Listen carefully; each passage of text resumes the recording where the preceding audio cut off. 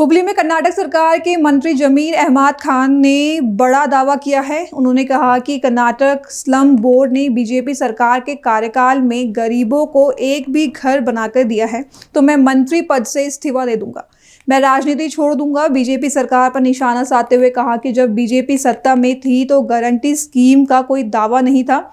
उन्होंने गरीबों को एक भी घर नहीं दिया है, उन्हें गरीबों की परवाह नहीं है। उन्होंने कहा कि हम गारंटी स्कीम के बावजूद गरीबों के घर बना रहे हैं और दे रहे हैं। 2024 में हमने बोर्ड से 36,000 घर लाभार्थियों को बांटे हैं। अब हम 42,000 लाभार्थियों को सौंपने जा रहे हैं। हमने हर जिले को कितने घर दिए हैं इसका डेटा रखा है। जिसके बाद उन्होंने कहा कि कर्नाटक स्लम बोर्ड 24 जनवरी को गरीबों को घर बांटेगा। ಮಾಧ್ಯಮ ಸ್ನೇಹಿತರಿಗೆ ನಮಸ್ಕಾರಗಳು. ನಿನ್ನೆ ನಾವು ಪ್ರೆಸ್ ಮೀಟ್ ಮಾಡಬೇಕಂತ 9:30 ಅಂತ ಹಮ್ಮಿಕೊಂಡಿದ್ವಿ. ಭಾಳ ದುಃಖದ ವಿಚಾರ. ನಮ್ಮ ಹಿರಿಯ ಮುಖಂಡರು, ನಮ್ಮ ಪಕ್ಷದ almost most senior leader Bhimanna Khandre ಅವರು ನಿಧನ ಹೊಂದಿದ್ದಾರೆ ಅಂತ ರಾತ್ರಿ ಕೇಳಿ ನಮಗೆಲ್ಲ ನೋವನ್ನು ತಂದಿದೆ. ಭೀಮಣ್ಣ ಖಂಡ್ರೆ ಅವರು ನನ್ನ ಅನಿಸಿಕೆ 1923 ಹುಟ್ಟಿ ಅವರು 103 ವರ್ಷ ಆಯ್ತು ಅವ್ರಿಗೆ. 103 ವರ್ಷ ಅಂದರೆ ಒಂದು 2 ವರ್ಷ ಹಿಂದೆ ನಾನು ಎಲೆಕ್ಷನಲ್ಲಿ ಚುನಾವಣೆ ಟೈಮಲ್ಲಿ ಪ್ರಚಾರಕ್ಕೆ ಹೋಗಿದ್ದೆ. ಆವಾಗ ಅವ್ರನ್ನ ಭೇಟಿ ಮಾಡಿ ಹೋಗುವಾಗ ಆವಾಗಲೂ ಗಟ್ಟಿಯಾಗಿದ್ದರು. 100 ವರ್ಷ ಅಂತ ಅನಿಸ್ತಾ ಇರಲಿಲ್ಲ, ಅಷ್ಟು ಗಟ್ಟಿಯಾಗಿ, ಅಷ್ಟು ಧ್ವನಿನೂ ಹಂಗೆ ಯುವಕರದ್ದು ಧ್ವನಿ ಇದ್ದಂಗೆ ಇತ್ತು, ಹೆಲ್ತಿಯಾಗಿದ್ದರು. ಇವತ್ತು ಕೇಳಿ ನಮಗೆಲ್ಲ ದುಃಖ ತಂದಿದ್ದಾರೆ. 4 ಬಾರಿ MLA ಆಗಿ, 1 ಬಾರಿ ಮಂತ್ರಿ ಆಗಿ, 2 ಬಾರಿ MLC ಆಗಿ ರಾಜ್ಯದಲ್ಲಿ ಸೇವೆಯನ್ನು ಸಲ್ಲಿಸಿದ್ದಾರೆ. ಅದರ ಜೊತೆಯಲ್ಲಿ ವೀರಶೈವ ಮಹಾಸಭಾದ ಅಧ್ಯಕ್ಷರಾಗಿ ಆಲ್ ಓವರ್ ಇಂಡಿಯಾಗೆ, ನಮ್ಮ ರಾಜ್ಯಕ್ಕಿಲ್ಲ, ಆಲ್ ಓವರ್ ಇಂಡಿಯಾಗೂ ಸೇವೆಯನ್ನು ಸಲ್ಲಿಸಿದ್ದಾರೆ. ಅವರು ನಿಧನ ಹೊಂದಿದ್ದಕ್ಕೆ ನಮಗೆಲ್ಲ ದುಃಖ ತಂದಿದೆ. ಅವರಿಗೆ ಅವರ ಕುಟುಂಬಕ್ಕೆ ಈ ಸಹಿಸ್ಕೊಳ್ಳೋ ಶಕ್ತಿ ಕೊಳ್ಳಿ. ಇಡೀ ರಾಜ್ಯದಲ್ಲಿ ಅವರ ಅಭಿಮಾನಿಗಳು, ಬರೀ ಕುಟುಂಬ ಇಲ್ಲ, ಇಡೀ ರಾಜ್ಯದಲ್ಲಿ, ಸ್ಪೆಷಲಿ ನಮ್ಮ ಗುಲ್ಬರ್ಗ ಇರಲಿ, ಯಾದಗಿರಿ ಇರಲಿ, ಬೀದರ್ ಇರಲಿ, ರಾಯಚೂರು ಇರಲಿ, ಆ ಭಾಗದಲ್ಲಿ ಹೆಚ್ಚಿನ ಅಭಿಮಾನಿಗಳಿದ್ದಾರೆ. ಅವ್ರನ್ನ ಸಹಿಸ್ಕೊಳ್ಳೋದು ಶಕ್ತಿ ಕೊಳ್ಳಿ ಅಂತ ಆ ಭಗವಂತ ಅಂತನೂ ಪ್ರಾರ್ಥನೆ ಮಾಡ್ತೀನಿ. ಅದ್ರ ಜೊತೆಲಿ ಹೆಚ್ಚಾಗಿ ಇವತ್ತು ರಾಜಕೀಯ ಅಂತೂ ನಾವು ಮಾತಾಡೋಕ್ಕೆ ಹೋಗಲ್ಲ. ಈ ಕಾರ್ಯಕ್ರಮ ಹಿನ್ನೆಲೆಯಲ್ಲಿ ತಮ್ಮ ಕರೆದಿರೋದು ಉದ್ದೇಶ ಅಂದರೆ ಇದೇ ತಿಂಗಳು 24ನೇ ತಾರೀಕಿಗೆ ಮನೆ ಹಂಚೋ ಕಾರ್ಯಕ್ರಮಕ್ಕೆ ತಮ್ಮ ಪ್ರೆಸ್ ಮೀಟನ್ನು ಕರೆದಿರೋ ತಮಗೆಲ್ಲ ಗೊತ್ತಿರೋ ವಿಚಾರ. ಹಾಗಾಗಿ ಟೋಟಲ್ ಇಡೀ ರಾಜ್ಯದಲ್ಲಿ 1,80,253 ಮನೆಗಳು, ಹಿಂದಿನ ಸರ್ಕಾರದಲ್ಲಿನೇ ಸಿದ್ದರಾಮಯ್ಯ ಸಾಹೇಬರು ಮುಖ್ಯಮಂತ್ರಿ ಇರುವಾಗ 1,80,253 ಮನೆಗಳು ಸ್ಯಾಂಕ್ಷನ್ ಮಾಡಿದ್ದು. 15, 16, 17, 18 ಸ್ಯಾಂಕ್ಷನ್ ಮಾಡಿದ್ದು. ಅದಾದಮೇಲೆ ಸಮ್ಮಿಶ್ರ ಸರ್ಕಾರ ಬಂತು. ಕುಮಾರಸ್ವಾಮಿ ಅವರು 1.5 ವರ್ಷ ಮುಖ್ಯಮಂತ್ರಿ ಆಗಿದ್ದರು, ಯಡಿಯೂರಪ್ಪ ಅವರು 2 ವರ್ಷ ಮುಖ್ಯಮಂತ್ರಿ ಆಗಿದ್ದರು, ಬಸವರಾಜ ಬೊಮ್ಮಾಯಿ ಅವರು 2 ವರ್ಷ ಮುಖ್ಯಮಂತ್ರಿ ಆಗಿದ್ದರು. ಒಂದು ಮನೆಯೂ ಸ್ಯಾಂಕ್ಷನ್ ಮಾಡಿಲ್ಲ, ಒಂದು ಮನೆಯೂ ಕೊಡೋಕ್ಕೆ ಸಾಧ್ಯ ಆಗಿಲ್ಲ. ಕಾರಣ ಅಂದರೆ ಒಂದು ಮನೆ ಕಟ್ಟಬೇಕಾದ್ರೆ 7.5 ಲಕ್ಷ ರೂಪಾಯಿ ಆಗ್ತದೆ. ಕೇಂದ್ರ ಸರ್ಕಾರದಿಂದ ಪ್ರಧಾನಮಂತ್ರಿ ಆವಾಸ್ ಯೋಜನಾ ಅಂತ ಹೇಳ್ಬಿಟ್ಟು 1.5 ಲಕ್ಷ ಸಬ್ಸಿಡಿ ಕೊಡ್ತಾರೆ. ಇದೇ ಬಡವ್ರ ಮನೆ ಕಟ್ಟಕ್ಕೆ 18% GST ಹಾಕಿ 1,22,000 ವಾಪಸ್ ತೊಗೊಳ್ತಾರೆ. ನಾನು ಭಾಳ ಸದನದಲ್ಲಿ BJP ಮುಖಂಡರಿಗೆ ಹೇಳಿದ್ದೀನಿ, ನಾನು ನಿಮ್ಮದೇ ಸರ್ಕಾರ ಇದೆ, ಬಡವ್ರ ಮನೆಗೆ GST ಹಾಕೋದು ಬೇಡ, ಕಾಸು ಜಾಸ್ತಿ ಆಗ್ತದೆ, 7.5 ಲಕ್ಷ ಆಗ್ತದೆ, ನೀವು 18% ಏನು GST ಹಾಕ್ತೀರಾ, ಬಡವ್ರ ಮನೆಗೆ GST ಹಾಕೋದು ಬೇಡ ಅಂತ ಭಾಳ ಸತಿ ನಾನು ಹೇಳಿದ್ದೀನಿ. ಅದು ಒಂದು ಕಡೆ ಇರಲಿ. ಕೇಂದ್ರ ಸರ್ಕಾರದಿಂದ 1.5 ಲಕ್ಷ ಬರ್ತದೆ, ರಾಜ್ಯ ಸರ್ಕಾರದಿಂದ 1,20,000 ಜನರಲ್ ಕೊಡ್ತೀವಿ, SC ST ಇದ್ದರೆ 2 ಲಕ್ಷ ಕೊಡ್ತೀವಿ. ಅವರೇಜ್ ತೊಗೊಂಡ್ರೆ 3 ಲಕ್ಷ ಆಯಿತು. 7.5 ಲಕ್ಷದಲ್ಲಿ 3 ಲಕ್ಷ ಹೋದರೆ ಎಷ್ಟು ಉಳಿತದೆ? 4.5 ಲಕ್ಷ ಬೆನಿಫಿಷರಿ ಕಟ್ಟಬೇಕು. ಟೋಟಲ್ ಬೆನಿಫಿಷರಿ ಪೇಮೆಂಟ್ ಸ್ಲಮ್ ಬೋರ್ಡ್ಗೆ 1,80,253 ಮನೆಗೆ 7,400 ಕೋಟಿ ಬರಬೇಕಾಗಿತ್ತು. ಬರೇ 310 ಕೋಟಿ ಬಂದಿತ್ತು. ಯಾವಾಗ 8 ವರ್ಷದಲ್ಲಿ ಯಾರೋ 5,000 ಕೊಟ್ಟವ್ರೆ, ಯಾರೋ 10,000 ಕೊಟ್ಟವ್ರೆ, ಯಾರೋ 15,000. ಪಾಪ ಬಡವ್ರು ಕಟ್ಟಕ್ಕೆ ಸಾಧ್ಯ ಆಗಲ್ಲ. ಆ ಕಾರಣಕ್ಕೆ ಮನೆಗಳು ಅನ್ಕಂಪ್ಲೀಟ್ ಆಗಿತ್ತು. ಈ ಕಾಂಟ್ರಾಕ್ಟ್ಗಳು ಏನು ಮಾಡಿಬಿಟ್ಟಿದ್ದಾರೆ, ಈ 1,80,253 ಮನೆಗೆ ಕೇಂದ್ರ ಸರ್ಕಾರ ಮತ್ತು ರಾಜ್ಯ ಸರ್ಕಾರದ ದುಡ್ಡು ಏನು ಬರ್ತದೆ ಅದಲ್ಲಿ ಒಂದು ಡೆಮಾಲಿಷ್ ಮಾಡಿ ಪಾಯಾಗಿ ಬಿಟ್ಬಿಟ್ಟಿದ್ದಾರೆ. ಎಲ್ಲ ಜನ ಬೀದಿಯಲ್ಲಿದ್ದರು. ನಮ್ಮ ಸರ್ಕಾರ ಬಂದಾದಮೇಲೆ, ನನ್ನ ಗಮನಕ್ಕೆ ಬಂದಾದಮೇಲೆ ನಾನು ಹೆಂಗಪ್ಪ ಮನೆ ಮುಖ್ಯಮಂತ್ರಿ ಗಮನಕ್ಕೆ ತರೋದು. ಏನಕ್ಕಂದರೆ ಈ ಗ್ಯಾರಂಟಿಗಳೆಲ್ಲ ತಮಗೆಲ್ಲ ಗೊತ್ತಿದ್ದಂಗೆ 55,000 ರಿಂದ 60,000 ಕೋಟಿ ಆಗ್ತದೆ. ಅದಲ್ಲಿ ಹೆಂಗಪ್ಪ ಇದು 7,400 ಕೋಟಿ ಹೋಗಿ ಕೇಳೋದು ಅಂತೇಳ್ಬಿಟ್ಟು ಧೈರ್ಯ ಮಾಡಿ ನಾನು ಪ್ರಸಾದ್ ಅವರು ಹೋಗ್ಬಿಟ್ಟು ಮನೆ ಮುಖ್ಯಮಂತ್ರಿಗೆ ಗಮನಕ್ಕೆ ತಂದು, ಸರ್ ಹಿಂದಿನ ಸರ್ಕಾರದಲ್ಲೇ ತಾವೇ ಮುಖ್ಯಮಂತ್ರಿ ಇರುವಾಗ ಈ ಮನೆಗಳು ಸ್ಯಾಂಕ್ಷನ್ ಆಗಿದ್ದು, ಅದಾದಮೇಲೆ ಒಂದು ಮನೆಯೂ ಸ್ಯಾಂಕ್ಷನ್ ಆಗಿಲ್ಲ, ಒಂದು ಮನೆಯೂ ಕೊಡೋಕ್ಕೆ ಸಾಧ್ಯ ಆಗಿಲ್ಲ. ಕಾರಣ ಅಂದರೆ ಬೆನಿಫಿಷರಿ ದುಡ್ಡು ಕಟ್ಟೋಕ್ಕೆ ಸಾಧ್ಯ ಆಗಲ್ಲ. ಹಂಗೆ ಸರ್ಕಾರ ವತಿಯಿಂದ ನಾವೇ ದುಡ್ಡು ಕೊಡಬೇಕಾಗ್ತದೆ ಅಂತ ಹೇಳ್ಬಿಟ್ಟು ಮನೆ ಮುಖ್ಯಮಂತ್ರಿ ಗಮನಕ್ಕೆ ತಂದೆ.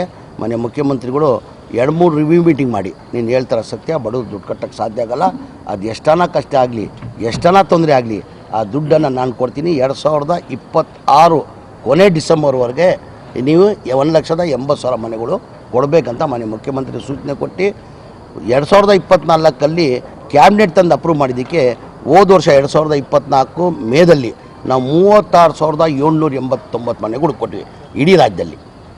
ಈ ಬಾರಿ 24ನೇ ತಾರೀಕಿಗೆ 42,345 ಮನೆಗಳು ಕೊಡ್ತಾಯಿದ್ದೀವಿ. ಹುಬ್ಳಿದಲ್ಲಿ ಈಗ ನೋಡಿರ್ಬೋದು, ಪಕ್ಕದಲ್ಲೇ ಮನೆ ಕಟ್ಟಿದ್ದೀವಿ. ಹುಬ್ಳಿಯ ಪ್ರಸಾದ್ ಹಬ್ಬ ಅವ್ರ ಕಾನ್ಸ್ಟಿಟ್ಯೂನ್ಸಿಯಲ್ಲೇ 1,300ರಲ್ಲಿ 1,008 ಮನೆ ಇಲ್ಲಿ ಕೊಡ್ತಾಯಿದ್ದೀವಿ. ಹಾಗಾಗಿ ತುಮಕೂರಲ್ಲಿ ಕೊಡ್ತಾಯಿದ್ದೀವಿ, ಸಿರಾದಲ್ಲಿ ಕೊಡ್ತಾಯಿದ್ದೀವಿ, ಯಾದಗಿರಿಯಲ್ಲಿ ಕೊಡ್ತಾಯಿದ್ದೀವಿ, ಬೀದರಲ್ಲಿ ಕೊಡ್ತಾಯಿದ್ದೀವಿ, ಬಳ್ಳಾರಿಯಲ್ಲಿ ಕೊಡ್ತಾಯಿದ್ದೀವಿ, ಚಿತ್ರದುರ್ಗಲ್ಲಿ ಕೊಡ್ತಾಯಿದ್ದೀವಿ. ಇಡೀ ರಾಜ್ಯದಲ್ಲಿ ಎಲ್ಲ ಕಡೆ first stage, second stage, third stage ಅಂತ ಮಾಡಿದ್ದೀವಿ. ಫಸ್ಟ್ ಸ್ಟೇಜಲ್ಲಿ 36,789 ಮನೆ ಕೊಟ್ವಿ. ಈಗ 42,345 ಮನೆಗಳು ಈಗ ಸೆಕೆಂಡ್ ಸ್ಟೇಜಲ್ಲಿ ಕೊಡ್ತಾಯಿದ್ದೀವಿ. ಇನ್ನು 2 ತಿಂಗಳಾದಮೇಲೆ ಇನ್ನೂ ಒಂದು 30,000 ಮನೆಗಳು ಕೊಡಬೇಕಂತ ನಾವು ಸಿದ್ಧತೆನ ಮಾಡ್ಕೊಂಡಿದ್ದೀವಿ. ಆ ಕಾರಣಕ್ಕೆ ಈ ಕಾರ್ಯಕ್ರಮನ ಹಮ್ಮಿಕೊಂಡು ನಮ್ಮ AICC ಅಧ್ಯಕ್ಷರಾದಂಥ ಮಲ್ಲಿಕಾರ್ಜುನ ಖರ್ಗೆ ಸಾಹೇಬರು ಬರ್ತಾವ್ರೆ, ಮಾನ್ಯ ಮುಖ್ಯಮಂತ್ರಿಗಳು ಬರ್ತಾವ್ರೆ, ಉಪಮುಖ್ಯಮಂತ್ರಿಗಳು ಬರ್ತಾರೆ, ಎಲ್ಲ ಸಚಿವರು ಬರ್ತಾವ್ರೆ. ರಾಹುಲ್ ಗಾಂಧಿ ಬರಬೇಕಾಗಿತ್ತು, ಅವ್ರು ಯಾವುದೋ ಬೇರೆ ಕಾರ್ಯಕ್ರಮದಿಂದ ರಾಹುಲ್ ಗಾಂಧಿ ಅವ್ರು ಬರ್ತಾ ಇಲ್ಲ. 1 ಲಕ್ಷ ಕೊಡಬೇಕು ಅವರಷ್ಟೇ, 1 ಲಕ್ಷ ಕೊಡಬೇಕು. 7.5 ಲಕ್ಷದಲ್ಲಿ 1 ಲಕ್ಷ ರೂಪಾಯಿ ಕೊಡಬೇಕು. 4 ಲಕ್ಷ ಏನಿದೆ ಅದು ನಾವು ಸರ್ಕಾರ ವತಿಯಿಂದನೇ ಕೊಡಬೇಕಂತ ಕೇಳಿಬಿಟ್ಟು ತೀರ್ಮಾನ ಮಾಡಿ ಇದು ಮನೆಗಳು ಕೊಡ್ತಾ ಇರೋದು. ಇದು ಈಗ ಏನಾಗಿದೆ,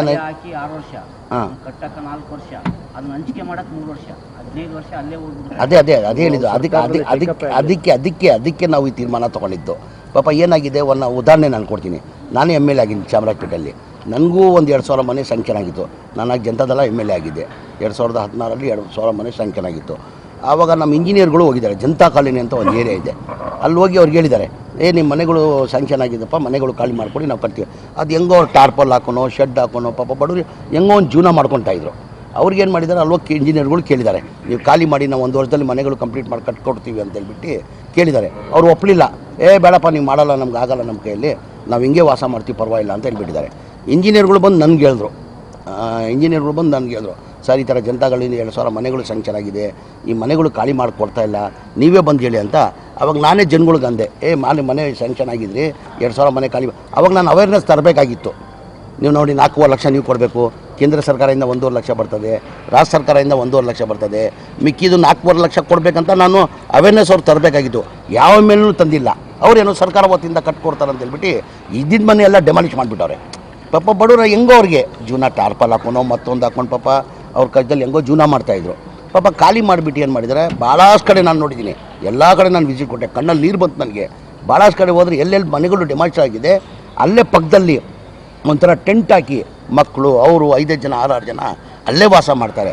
ಅದೇ ನೋಡಿಬಿಟ್ಟು ನಾನು ಮನೆ ಮುಖ್ಯಮಂತ್ರಿ ಗಮನಕ್ಕೆ ತಂದು ನಾನು ಇಲ್ಲ ಸರ್, ಬಡವ್ರು ಕೊಡೋಕ್ಕೆ ಸಾಧ್ಯ ಆಗಲ್ಲ, ಈ ಮನೆಗಳು ನಾವು ಸರ್ಕಾರ ವತಿಯಿಂದ ಕಟ್ಕೊಡ್ಬೇಕಂತ ತೀರ್ಮಾನ ಮಾಡಿದ್ವಿ. ಇದಕ್ಕೆ ನಾನು ಮಾಧ್ಯಮ ಸ್ನೇಹಿತರಿಗೆ ಕೇಳಿದ್ರು, ಇದೇನಕ್ಕೆ BJP ಅವ್ರು ಮಾಡಿಲ್ಲ?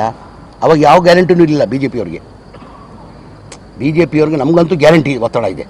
ಈ BJP ಅವ್ರು ಹೇಳ್ತಾರೆ, ಈ ಗ್ಯಾರಂಟಿಗಳು ಕೊಟ್ಟಾದಮೇಲೆ ಕಾಂಗ್ರೆಸ್ ಸರ್ಕಾರ ದಿವಾಲಿ ಆಗಿದೆ, ಏನೂ ಅಭಿವೃದ್ಧಿ ಕೆಲಸ ನಡೀತಾ ಇಲ್ಲ. ಇದಕ್ಕಿಂತ ಒಳ್ಳೆ ಕೆಲಸ ಏನ್ರಿ ಇದು? 36,780 ಮನೆ ಕೊಟ್ಟಿದ್ದೀವಿ. ಈಗ 42,000 ಮನೆಗಳು ಕೊಡ್ತಾಯಿದ್ವಿ, 80,000 ಮನೆಗಳು ಕೊಟ್ಟಿದ್ದೀವಿ. ಆ ಟೈಮಲ್ಲಿ BJP ಅವ್ರಿಗೆ ಸಮ್ಮಿಶ್ರ ಸರ್ಕಾರ, ಕುಮಾರಸ್ವಾಮಿ ಇರಲಿ, ಯಡಿಯೂರಪ್ಪ ಅವರು ಇರಲಿ, ಬಸವರಾಜ ಬೊಮ್ಮಾಯಿ ಇರಲಿ, ಆ ಟೈಮಲ್ಲಿ ಯಾವ ಗ್ಯಾರಂಟಿನೂ ಇರಲಿಲ್ಲ. ನಾವು ಜನಗಳು ಚುನಾವಣೆ ಟೈಮಲ್ಲಿ ಇದು ಕೊಟ್ಟಿಲ್ಲ, ಮಾತು ಕೊಟ್ಟಿಲ್ಲ. ನಾವು 5 ಗ್ಯಾರಂಟಿಯನ್ನು ಘೋಷಣೆ ಮಾಡಿದ್ವಿ, 5 ಗ್ಯಾರಂಟಿ ಕೊಟ್ಟಿದ್ವಿ. ಅದ್ರ ಜೊತೆಯಲ್ಲಿ ಬಡವ್ರಿಗೆ ಮನೆ ಕಟ್ಕೊಡ್ತೀವಿ ಅಂತ ನಾವು ಘೋಷಣೆ ಮಾಡಿಲ್ಲ ಚುನಾವಣೆ ಟೈಮಲ್ಲಿ. ಅಂದರೆ ಬಡವ್ರ ಬಗ್ಗೆ ಕಾಲೇಜ್ ಇದ್ದಿದ್ದಾನೆ ಅವ್ರು ಮಾಡ್ಬೋದಾಗಿತ್ತಾನೆ. ಈಗ BJP ನಿಮ್ಮ ಪಕ್ಷದವರು ಹೇಳ್ತಾ ಇದ್ದಾರೆ, ಗ್ಯಾರಂಟಿಯಿಂದಾಗಿ ನಮ್ಮ ಅಭಿವೃದ್ಧಿ ಕಾರ್ಯ ನಿಂತಿದೆ, ನಿಮ್ಮ MLAಗಳು ಹೇಳ್ತಾ ಇದ್ದಾರೆ, BJP ಅವರು ಆರೋಪ ಮಾಡುತ್ತಾರೆ.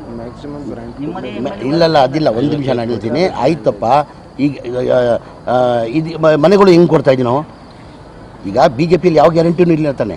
ಎಲ್ಲ ಒಂದು ಕಡೆ ನಾವು MLAಗಳಿಗೆ ಅದೇನಾಗಿದೆ, 2013ರಿಂದ ಹಿಡ್ಕೊಂಡು 2014ವರೆಗೂ ಎಲ್ಲ ತಾಲೂಕಲ್ಲಿ ಸಿದ್ದರಾಮಯ್ಯ ಅವರು ಏನಾಗಿದ್ದಾರೆ, ಆವಾಗ ಒಂದೊಂದು ಕಾನ್ಸ್ಟಿಟ್ಯೂನ್ಸ್ಗೆ ಒಂದು ತಾಲೂಕಿಗೆ 5 ವರ್ಷಕ್ಕೆ 1,000 ಕೋಟಿ, 1,500 ಕೋಟಿ, 2,000 ಕೋಟಿ ಕೊಟ್ಟಿದ್ರು ಅಭಿವೃದ್ಧಿ ಕೆಲಸಕ್ಕೆ.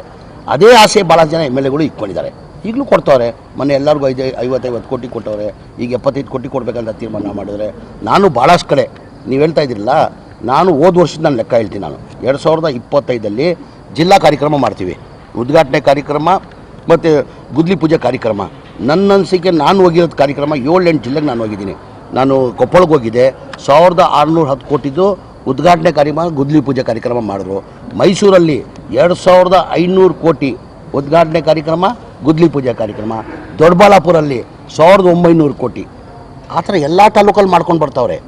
ನಾನು ಸಂಡೂರಲ್ಲಿ ಬರೀ ಒಂದೇ ತಾಲೂಕಲ್ಲಿ 1680 ಕೋಟಿ 2025ರಲ್ಲಿ.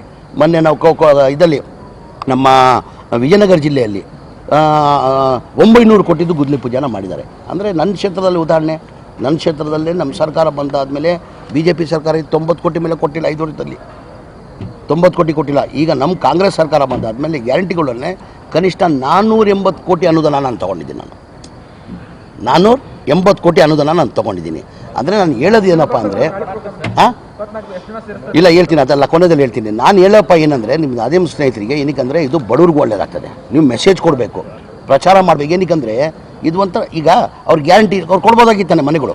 ನಾನು ನಿಮ್ಮ ಮಾಧ್ಯಮ ಸ್ನೇಹಿತರಿಗೆ ಕೇಳಿದೆ, ನಾನು ಇಲ್ಲ ಹೇಳ್ತೀನಿ, ಇದು ಮೊದಲೇ ಕಂಪ್ಲೀಟ್ ಮಾಡ್ತೀನಿ, ಆಮೇಲೆ ಕನ್ನಡದಲ್ಲಿ ಅದು ಏನು ಸರ್. ನಾನು ನಿಮ್ಗೆ ಕೇಳೋದು ಏನಕ್ಕಂದರೆ ಅವ್ರಿಗೆ ಯಾವ ಗ್ಯಾರಂಟಿನೂ ಇರಲಿಲ್ಲ, ಮಾಡ್ಬೋದಾಗಿತ್ತಾನೆ ಅವರು. ನಾವು ಗ್ಯಾರಂಟಿ ಒತ್ತಡದಲ್ಲೂ ಮನೆಗಳು ಫ್ರೀ ಕೊಡ್ತಾಯಿದ್ವಿ. ಇದು ಒಂದೇ ಇಲ್ಲ ಸರ್, ಇದು ಇನ್ನೊಂದು ರಾಜೀವ್ ಗಾಂಧಿ EHP ಸ್ಕೀಮ್ ಅಂತ ಇದೆ, ಆಶ್ರಯ ಮನೆಗಳು ಅಂತೀವಿ. ಅದೂ 47,860 ಮನೆಗಳು. ಅದು ಹಿಂದಿನ ಸರ್ಕಾರದಲ್ಲಿ ಸಿದ್ದರಾಮಯ್ಯ ಅವರು ಮುಖ್ಯಮಂತ್ರಿ ಇರುವಾಗ ಆ ಮನೆಗಳು ಸ್ಯಾಂಕ್ಷನ್ ಆಗಿದ್ದು. ಅದು ಸೇಮ್ ಒಂದು ಮನೆ ಕಟ್ಟಬೇಕಾದ್ರೆ 7.5 ಲಕ್ಷ, ಅದೂ ಬೆನಿಫಿಷರಿ ಪೇಮೆಂಟ್ 2300 ಕೋಟಿ ಬರಬೇಕಾಗಿತ್ತು, ಬರೇ 110 ಕೋಟಿ ಬಂದಿತ್ತು. ಸೇಮ್ ಇದೇ ಥರ 7.5 ಲಕ್ಷ ಕೊಡೋಕ್ಕೆ ಸಾಧ್ಯ ಅಲ್ಲ. ಅದು ಮಾನ್ಯ ಮುಖ್ಯಮಂತ್ರಿಗಳು 2-3 ರಿವ್ಯೂ ಮೀಟಿಂಗ್ ಮಾಡಿಬಿಟ್ಟು ಈಗ ಆಲ್ರೆಡಿ ಅಪ್ರೂವ್ ಮಾಡಿದ್ದಾರೆ. ಈ ಕ್ಯಾಬಿನೆಟ್ 29ನೇ ತಾರೀಕು ಕ್ಯಾಬಿನೆಟ್ ತಂದು ಅದನ್ನು ಸರ್ಕಾರ ವತಿಯಿಂದನೇ ಕಟ್ಕೊಡ್ಬೇಕಂತ ಅದೊಂದು ಕಡೆ ತೀರ್ಮಾನ ತೊಗೊಂಡಿದ್ದಾರೆ. ಅದ್ರ ಜೊತೆ ಬೆಂಗಳೂರಲ್ಲಿ ನಮ್ಮ ಸರ್ಕಾರ ಏನು ಮಾಡಿದ್ರೆ ನಾನು ಹೇಳಲೇಬೇಕಿಲ್ಲ, ವಸತಿ ಮಂತ್ರಿಯಾಗಿ ನನ್ನ ಇಲಾಖೆ ನಾನು ಹೇಳ್ತಾ ಇರೋದು. ಬೆಂಗಳೂರಲ್ಲಿ ಸಿದ್ದರಾಮಯ್ಯನೇ ಮುಖ್ಯಮಂತ್ರಿ ಇರುವಾಗ 1 ಲ್ಯಾಕ್ ಹೌಸಿಂಗ್ ಸ್ಕೀಮ್ ಅಂತ ತಂದರೆ ಸರ್. 1 ಲ್ಯಾಕ್ ಹೌಸಿಂಗ್ ಸ್ಕೀಮಲ್ಲಿ ಈ ಬೆಂಗಳೂರು ಸಿಟಿಂದ ನೋಡಿರ್ಬೋದು, ಎತ್ತರದಲ್ಲಿ ಬೆಳೆದ್ಬಿಟ್ಟಿದೆ. 1 ಕೋಟಿ ಜನಸಂಖ್ಯೆ ಆಗಿದೆ ಅಲ್ಲಿ, ಎತ್ತರದಲ್ಲಿ ಬೆಳೆದಿದೆ. ಆಟೋ ಚಾಲಕರು, ಬೀದಿ ವ್ಯಾಪಾರ ಮಾಡೋರು, ಕೂಲಿ ಮಾಡೋರು ಅಲ್ಲಿ ಜಾಸ್ತಿ. ಅವ್ರಿಗೂ ಒಂದು ಸ್ವಂತ ಮನೆ ಆಗಲಿ ಅಂತ ಹೇಳ್ಬಿಟ್ಟು ಮನೆ ಮುಖ್ಯಮಂತ್ರಿಗಳು 1028 ಎಕರೆ ಜಾಗ ಸರ್, 1028 ಎಕರೆ ಜಾಗ ನಮ್ಮ ರಾಜೀವ್ ಗಾಂಧಿಗೆ ಹ್ಯಾಂಡ್ ಓವರ್ ಮಾಡಿದ್ರು. ಅವ್ರಿಗೆಲ್ಲ ಸರೌಂಡಿಂಗ್, ಬೆಂಗಳೂರು ಸಿಟಿ ಸರೌಂಡಿಂಗಲ್ಲಿ ಅವ್ರಿಗೆಲ್ಲ ಮನೆ ಕಟ್ಕೊಡ್ಬೇಕಂತ 6 ಲಕ್ಷನ ನಿಗದಿ ಮಾಡಿದ್ರು ರೇಟ್. ಪ್ರಸಾದ್ ಭಾಯ್ ಅವರೇ, 6 ಲಕ್ಷಕ್ಕೆ ನಿಗದಿ ಮಾಡಿ ಕೇಂದ್ರ ಸರ್ಕಾರದಿಂದ 1.5 ಲಕ್ಷ ಬರ್ತಾಯಿತ್ತು. ಸ್ಟೇಟ್ ಗೌರ್ಮೆಂಟ್ನಿಂದ ಜನರಲ್ ಇದ್ದರೆ 1,20,000, SC ST ಇದ್ದರೆ 2 ಲಕ್ಷ. ಬರೀ ಜನರಲ್ ಅವರು 2.5 ಲಕ್ಷ ಕೊಟ್ಟರೆ ಅವ್ರ ಮನೆ ಆಗೋದು. SC ST 1,20,000 ಕೊಟ್ಟರೆ ಅವ್ರಿಗೆ ಒಂದು ಮನೆ ಬೆಂಗಳೂರು ಸಿಟಿಯಲ್ಲಿ ಅವ್ರ ಸ್ವಂತ ಮನೆ ಆಗೋದು. ಸಿದ್ದರಾಮಯ್ಯ ಇರುವಾಗ ಮಾಡಿ 1,028 ಎಕರೆ ಕೊಟ್ಟರು. ಅದಾದಮೇಲೆ 18ರಲ್ಲಿ ನಮ್ಮ ಸರ್ಕಾರ ಬಂದಿಲ್ಲ, ಸಮ್ಮಿಶ್ರ ಸರ್ಕಾರ ಬಂತು. ಇದೇ ಬಸವರಾಜ ಬೊಮ್ಮಾಯಿಯವರು, ಬಡವ್ರ ಬಗ್ಗೆ ಎಷ್ಟು ಕಾಲೇಜ್ ಇದೆ ನೋಡಿ, ಇದೇ ಬಸವರಾಜ ಬೊಮ್ಮಾಯಿಯವರು 2021ರಲ್ಲಿ ರಿವ್ಯೂ ಮಾಡಿಬಿಟ್ಟು ನಾವೇನು 6 ಲಕ್ಷ ನಿಗದಿ ಮಾಡಿದ್ವಿ ರೇಟ್, ಅದಕ್ಕೆ 11,20,000 ಮಾಡಿಬಿಟ್ಟು, ಈಕ್ವಲ್ ಟು ಡಬಲ್. ಈಗ ನಮ್ಗೆ ನಾವು ಮಾಡಿರೋದು ಬಡವರಿಗೆ ಜನರಲ್ ಇದ್ದರೆ 1.5 ಲಕ್ಷ ಕೊಟ್ಟರೆ ಅವ್ರ ಮನೆ ಆಗೋದು, SC ST ಇದ್ದರೆ 1,70,000. ಈಗ 8.5 ಲಕ್ಷ ಅವ್ರು ಕಟ್ಟಬೇಕು. ಎಲ್ಲಿಂದ ಬಡವರು ಕಟ್ತಾರೆ? ಆ ಕೆಲಸಗಳು ಕಾಮಗಾರಿನೂ ಎಲ್ಲ ನಿಂತುಬಿಟ್ಟಿತ್ತು, ಯಾರೂ ಬರ್ತಾಯಿಲ್ಲ, ಅಪ್ಲಿಕೇಶನ್ ಇಲ್ಲ, ಯಾವುದಿಲ್ಲ. ನಮ್ಮ ಸರ್ಕಾರ ಬಂದಾದಮೇಲೆ ಮನೆ ಮುಖ್ಯಮಂತ್ರಿಗಳು ಕೇಳಿದ್ರು, ನಾನು ಒಂದು ಕನಸಿತ್ತು ತಗೊಂಡು ಬೆಂಗಳೂರು ಸಿಟಿದು ಏನಾಯಿತು 1 ಲಕ್ಷ ಹೌಸಿಂಗ್ ಸ್ಕೀಮ್ ಅಂತ. ನಾನು ಹೇಳಿದೆ, ಸರ್ ತಾವು 6 ಲಕ್ಷ ನಿಗದಿ ಮಾಡಿದ್ವಿ ರೇಟ್, ಈ BJP ಸರ್ಕಾರದಲ್ಲಿ ಬಸವರಾಜ ಬೊಮ್ಮಾಯಿಯವರು ರಿವ್ಯೂ ಮಾಡಿಬಿಟ್ಟು 11,20,000 ಈಕ್ವಲ್ ಡಬಲ್ ಮಾಡಿಬಿಟ್ಟವ್ರೆ. ಯಾರೂ ಮುಂದೆ ಬರ್ತಾಯಿಲ್ಲ ಸರ್. ಪಾಪ ಬಡವರು ಎಲ್ಲಿಂದ ಕಟ್ಟಕ್ಕೆ ಸಾಧ್ಯ? 2 ಲಕ್ಷ ಕೊಡೋದೇ ಕಷ್ಟ. ಅವರು 8.5 ಲಕ್ಷ ಎಲ್ಲಿ ಕೊಡ್ತಾರೆ? ಕೊಡೋಕ್ಕೆ ಸಾಧ್ಯ ಆಗಲ್ಲ ಅಂದಿದ್ದಕ್ಕೆ ಇಮಿಡಿಯೇಟ್ ಮನೆ ಮುಖ್ಯಮಂತ್ರಿಗಳು ಮೀಟಿಂಗ್ ಮಾಡಿ, ಇಲ್ಲ 1 ಲಕ್ಷ ರೂಪಾಯಿ ನೀನು ಕಡಿಮೆ ಮಾಡು, ಸರ್ಕಾರ ವತಿಯಿಂದ ನಾನು ಕೊಡ್ತೀನಿ ಅಂತ ಹೇಳ್ಬಿಟ್ಟು 1 ಲಕ್ಷ ಕಡಿಮೆ ಮಾಡಿದ್ರು. ಅವ್ರಿಗೇನು ಮಾಡಿದ್ರು, ಒಂದು ಕೆಲಸ ಮಾಡು, ಕೇಂದ್ರ ಸರ್ಕಾರದಿಂದ ರಾಜ್ಯ ಸರ್ಕಾರದ 1 ಲಕ್ಷ ಕಡಿಮೆ ಮಾಡಿದ್ರೆ 10,20,000 ಆಗ್ತದೆ. ಬೆನಿಫಿಷರಿ 3 ಲಕ್ಷ ಕೇಂದ್ರ ಸರ್ಕಾರದಿಂದ ರಾಜ್ಯ ಸರ್ಕಾರದಿಂದ 3 ಲಕ್ಷ ಕೊಡ್ತೀವಿ. 8 ಲಕ್ಷ ಏನು ಕಟ್ಟಬೇಕು ಅವರು ಬ್ಯಾಂಕಿಂದ ಲೋನ್ ತೊಗೊಳ್ಳಿ ಅಂತ ಸೂಚನೆ ಕೊಟ್ಟರು. 5 ಲಕ್ಷ ರೂಪಾಯಿ ಎಲ್ಲ ನ್ಯಾಷನಲೈಸ್ ಬ್ಯಾಂಕ್ ಅವ್ರನ್ನ ಕರೆದ್ವಿ ನಾವು. ನ್ಯಾಷನಲೈಸ್ ಭಾಳ ದಿನ ನಾವು 1 ತಿಂಗಳು ಸರ್ಕಸ್ ಮಾಡಿದ್ವಿ. ಅದಕ್ಕೆ ನ್ಯಾಷನಲೈಸ್ ಬ್ಯಾಂಕಲ್ಲಿ ಏನಾಯಿತು, ಸಿಬಿಲ್ ಇಲ್ಲ ಪಾಪ ಬಡವರಿಗೆ. ಯಾವುದೋ ಒಂದು 2 ವೀಲರ್ಗೆ ಲೋನ್ ತೊಗೊಂಡಿರ್ತಾರೆ, ಮತ್ತೊಂದು ಲೋನ್ ತೊಗೊಂಡಿರ್ತಾರೆ. ಸಿಬಿಲ್ ಇಲ್ಲ ಕಾರಣಕ್ಕೆ ನ್ಯಾಷನಲೈಸ್ ಬ್ಯಾಂಕ್ ಅವ್ರು ಯಾರೂ ಮುಂದೆ ಬಂದಿಲ್ಲ. ಮನೆ ಮುಖ್ಯಮಂತ್ರಿ ಗಮನಕ್ಕೆ ತಂದೆ ನಾನು, ಸರ್ ನ್ಯಾಷನಲೈಸ್ ಬ್ಯಾಂಕ್ ಅವ್ರು ಯಾರೂ ಮುಂದೆ ಬರ್ತಾಯಿಲ್ಲ, ಏನಕ್ಕಂದರೆ ಯಾರ್ದು ಸಿಬಿಲ್ ಬರ್ತಾಯಿಲ್ಲ, ಆಲ್ಮೋಸ್ಟ್ ಸಿಬಿಲ್ ಇಲ್ಲ ಪಾಪ. ಯಾವುದೋ ಸಣ್ಣ ಪುಟ್ಟ ಲೋನ್ ತೊಗೊಂಡಿರ್ತಾರೆ ಸರ್, 2 ಇನ್ಸ್ಟಾಲ್ಮೆಂಟು ಕಟ್ಟಿಲ್ಲ ಅಂದರೆ ಅವ್ರು ಸಿಬಿಲ್ ಬರೋಲ್ಲ. ಹಂಗಾಗಿ ನಾವು ಪ್ರೈವೇಟಲ್ಲಿ ತೊಗೊಂಡ್ರೆ ಸರ್ 11ರಿಂದ 12% ಇಂಟ್ರೆಸ್ಟ್ ಆಗ್ತದೆ. ನ್ಯಾಷನಲೈಸ್ ಬ್ಯಾಂಕ್ ತೊಗೊಂಡ್ರೆ 7% ಇಂಟ್ರೆಸ್ಟ್ ಆಗ್ತದೆ. ನ್ಯಾಷನಲೈಸ್ ಬ್ಯಾಂಕ್ ತೊಗೊಂಡ್ರೆ ಅವ್ರಿಗೆ EMI ಇದೆಯಲ್ಲ 5,000 ಬರ್ತದೆ ತಿಂಗಳಿಗೆ. ಈಗ ಪ್ರೈವೇಟಲ್ಲಿ ತೊಗೊಂಡ್ರೆ 8,500 ಆಗ್ತದೆ. ಇಂಟ್ರೆಸ್ಟ್ ಅಮೌಂಟ್ ಡಿಫ್ರೆನ್ಸ್ ಆಗಿಬಿಡ್ತದೆ.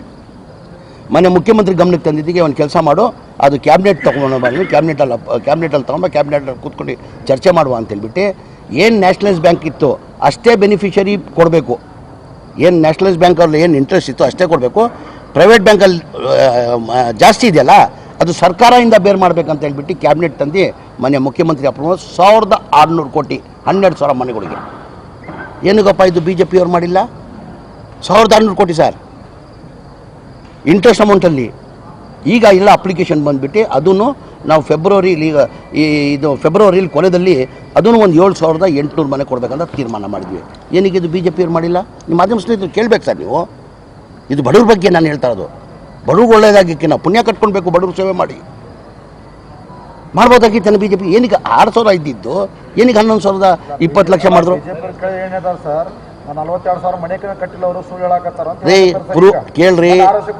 ಕೇಳ್ರಿ ಅಶೋಕ್ ಅವ್ರಿಗೆ ನಾನು ಓಪನ್ ಸವಾಲ್ ಹಾಕಿದ್ದೀನಿ, ಇವತ್ತು ಓಪನ್ ಸವಾಲ್ ಹಾಕ್ತೀನಿ ನಾನು. ಅವ್ರು ಹೇಳ್ತಾರೆ ಬರ್ತೀನಿ ನಾನು. ಏನು ನಿಮಿಷ ಕೇಳಿ, ಒಂದು ನಿಮಿಷ ನಾನು ಕಂಪ್ಲೀಟ್ ಮಾಡ್ತೀನಿ. ಈ ಡಾಟಾ ಇದೆ ಎಲ್ಲೆಲ್ಲಿ 42,000 ಓಪನ್ ಅಶೋಕ್ ಅವ್ರಿಗೆ ಸವಾಲ್, ಓಪನ್ ಅಶೋಕ್ ಅವ್ರಿಗೆ ಸವಾಲಿದು ಡಾಟಾ ಇದೆ. ಎಲ್ಲೆಲ್ಲಿ ಮನೆಗಳು ಕಟ್ಟಿದ್ದೀವಿ ಎಲ್ಲೆಲ್ಲಿ ಕೊಡ್ತಾ ಇದೀವಿ ಅಂತ ಡಾಟಾ ಇದೆ. ಅಲ್ಲಿ ಹೋಗಿ ಅವ್ರು ನೋಡಲಿ. ಏನಾದ್ರು ಹೆಚ್ಚು ಕಡಿಮೆ ಏನಾರು ಆಗಿದ್ರೆ ಅವ್ರು ಹೇಳಿದ್ದು ನಾನು ಕೇಳಕ್ಕೆ ಸಿದ್ಧ. ಅದ್ರ ಜೊತೆಯಲ್ಲಿ ಬಿ ಜೆ ಪಿಯವ್ರಿಗೆ ನಾನು ಓಪನ್ ಸವಾಲ್ ಹಾಕಿದ್ದೀನಿ. ಅಕ್ಟೋಬರ್ 6ನೇ ತಾರೀಕು ಕೊಪ್ಪಳ ಫಂಕ್ಷನಲ್ಲಿ ನಾನು ಸವಾಲ್ ಹಾಕಿದ್ದೀನಿ ಬಿ ಜೆ ಪಿಯವ್ರಿಗೆ. ಪಾಪ ಸೋಮಣ್ಣ ಅವ್ರು ಇದ್ದರು ವಸತಿ ಮಂತ್ರಿಯಾಗಿ. ಸೋಮಣ್ಣ ಭಾಳ ಪ್ರಯತ್ನ ಮಾಡಿದ್ರು. ಅವ್ರ ಬಡವ್ರ ಬಗ್ಗೆ ಕಾಳಜಿತ್ತು ಸೋಮಣ್ಣನಿಗೆ. ಯಡಿಯೂರಪ್ಪ ಅಂತವನು ಪ್ರಯತ್ನ ಮಾಡಿದ್ರು. ಇಲ್ಲ ಬಡವ್ರು ದುಡ್ಡು ಕಟ್ಟಕ್ಕೆ ಸಾಧ್ಯ ಆಗಲ್ಲ, ನಾವೇ ಸರ್ಕಾರ ವತಿಯಿಂದ ಕಟ್ಟಬೇಕಂತ ಭಾಳಷ್ಟು ಸೋಮಣ್ಣ ಅವರು ಯಡಿಯೂರಪ್ಪ ಅಂತನೂ ಪ್ರಯತ್ನ